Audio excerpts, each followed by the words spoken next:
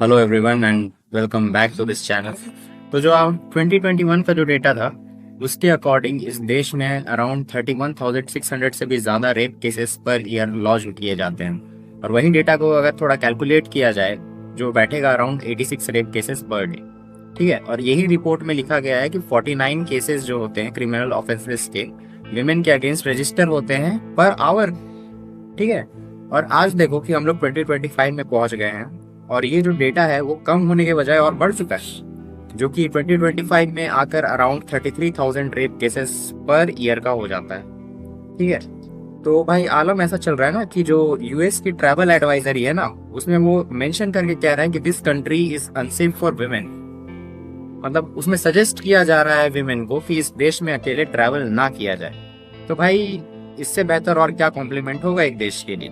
तो congratulation first of all for that. लेकिन इस वीडियो का कंसर्न ये नहीं है, बल्कि एक अलग ही नैरेटिव चल रहा है सोशल मीडिया में, देखने को मिल रहा है कि भाई मतलब वहाँ ज्ञान बांटा जा रहा है कि भाई देखो लड़कों को सिखाना चाहिए कि हाँ भाई संस्कार कैसे होने चाहिए और विमेन से कैसे मतलब बिहेव करना चाहिए, मतलब उनको उनमें कोई सोशल रिस्पॉन्सिबिलिटी है नहीं। तो ये सब चल रहा है जो कि तो देखो भाई जो एक औरतों को लेकर एक पुरुष समाज में जो माइंडसेट होता है ना वो आज भी देश के कई लोगों में नहीं है। ये बात एकदम सच है, इसमें कोई दो राय की बात नहीं है। लेकिन जो चीजों को एक तरीके से पोर्ट्रे किया जा रहा है ना कि नहीं नहीं मतलब यही चीजें हैं जिनके कारण ये सारी घटनाएं बढ़ रही हैं, तो दिस इज प्रॉब्लमैटिक। काफी पैथेटिक माइंडसेट है ये। जैसे कि एक हाइपोथेटिकल सिचुएशन लेते हैं जहां पर आज आप 95% लोगों को मान लीजिए कि इस देश में एकदम मतलब मर्द एकदम सही हो गए, तो आपको क्या लगता है कि चीजें एकदम से घट जाएंगी? आई डोंट थिंक सो, क्योंकि जो 5% है ना जो बचे हुए they would still continue their job. आपको क्या लगता है कि फॉरेन में मतलब सारे लोग क्या दूध के धुले हुए हैं? ऐसा नहीं होता भाई। कोई भी मतलब कोई भी समाज हो ना, कोई भी कम्युनिटी के लोग हो, उसमें 100% कभी भी सही नहीं होते लोग। ये मतलब ऐसा यूटोपियन विजन अचीव करना ही प्रैक्टिकल नहीं। ठीक है, लेकिन आप जब कंपेयर करोगे ना तो उनका क्राइम रेट हमसे फिर भी कम है, क्योंकि उनके पास स्ट्रिक्ट लॉज है उसको रिगार्डिंग। ठीक है, उनके पास स्ट्रिक्ट प्रोविजंस है, वो उस पर काम करते हैं। तो that's what I am trying to say कि भाई ये कोई जेंडर वॉर नहीं है, rather it's the combined failure of judiciary, executive and legislature. अभी देखिए आप 4 सालों में आपने कितनी बार सरकार से सवाल किया कि भाई कौन ये जो रेप केसेस इतने बढ़ रहे हैं इंडिया में, आपने कौन सा लॉ लाया इसके अगेंस्ट कि इसको ये चीजें कम हो? एग्जीक्यूटिव जो पुराने सिरे से जो लॉज बने हुए हैं ना वो क्या एग्जीक्यूट होते इस कंट्री में? नहीं। और भाई जुडिशियरी के तो क्या कहने भाई।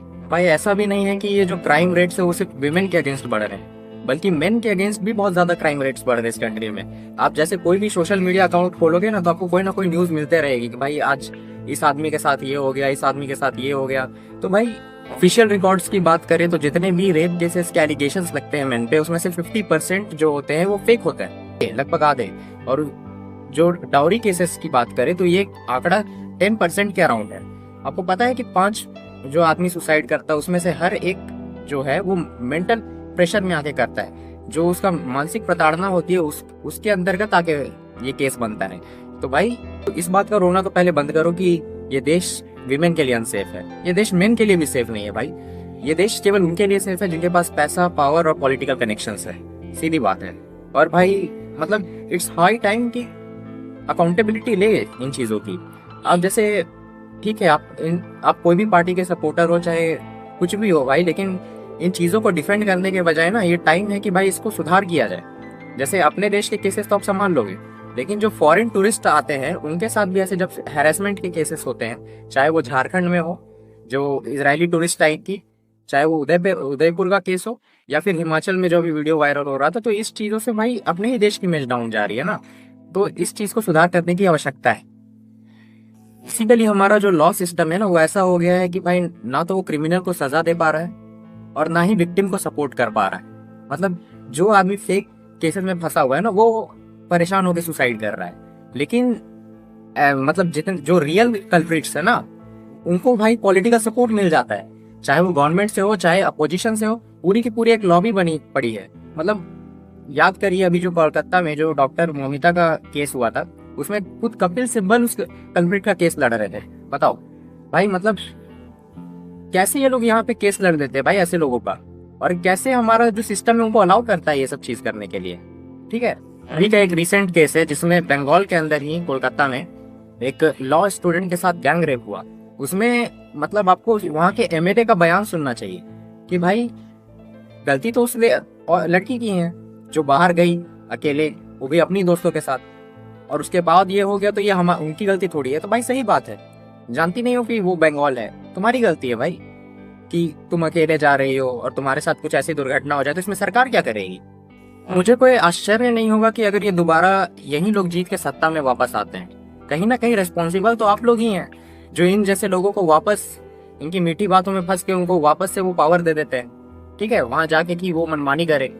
और भाई अभी हमारी जुडिशरी कितनी इफेक्टिव है इस चीज को लेके आपको जानना चाहिए कि भाई जो आपको अजमेर शरीफ सेक्स स्कैंडल के बारे में पता होगा जो 1990 का केस है। ठीक है, तो आप यकीन नहीं करोगे कि उसका जजमेंट अभी पिछले साल मतलब 34 साल बाद आया है कि, और उसमें भी उनको डेथ पेनल्टी नहीं दी गई है, उनको दिया गया लाइफ इम्प्रिजनमेंट। मतलब 32 साल उम्र आप मतलब बेल में ऐश काट लिए और आप जाके बुढ़ापे में आपको लाइफ इम्प्रिजनमेंट। अरे भैया उसमें जिंदगी कितनी बची है ना।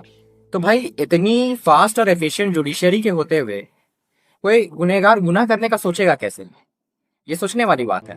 तो भाई इट्स हाई टाइम कि आप जो भी चीज चल रही है, जो भी घटना हो रही है देश में, उसके लिए आप गवर्नमेंट को अकाउंटेबल ठहराए। ये जो पूरा सिस्टम है ये इतना मतलब गला हुआ सिस्टम है कि यहाँ पर कुछ चीज सही नहीं चल रही है। अब एज अ रेस्पॉन्सिबल सिटीजन जिम्मेदारी आपको लेनी पड़ेगी, आप उनसे सवाल करें। लेकिन सोशल मीडिया तो भाई कुछ अलग ही चल रहा है कि जेंडर वॉर है कि भाई नहीं तो क्या है भाई, सोशल मीडिया में बैठ के बस एक दूसरे को अकाउंटेबल ठहराते जाओ कि हाँ भाई तुम्हारे कारण हो रहा है, तुम्हारे कारण हो रहा है। कोई इस पार्टी से बोल रहा है, कोई उस पार्टी से बोल रहा है, जबकि भाई जो रियल कंसर्न है आज आपको उस पर बात करनी चाहिए।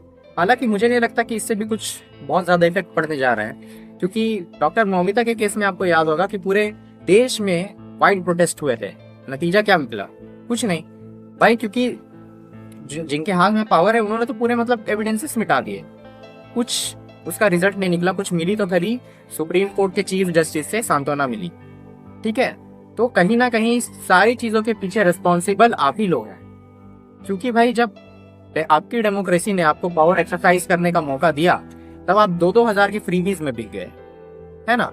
तो भाई जिस देश की जनता इतनी मुफ्तखोर हो जाए तो आप उनसे मतलब क्या उम्मीद करते हो कि रिवॉल्यूशन ले आएंगे। हालांकि भाई जो भी है अपने साइड से जो हम बेस्ट कर सकते हैं वो तो करेंगे इस देश के लिए। ठीक है, बाकी आपका क्या राय विचार है वो आप अपने कमेंट में बता सकते हैं। ठीक है, मैं उनको देखूंगा और ये हम लोग सबकी प्रॉब्लम है। ठीक है, तो हम लोग इसको साथ मिलकर टैकल करना पड़ेगा। तो दैट्स इट फॉर टुडे। और बाकी आपको क्या लगता है कौन सा और ऐसा टॉपिक है जिसको हाईलाइट करना जरूरी है, कमेंट में बताइए। नेक्स्ट वीडियो उस पर आएगी। Thank you very much.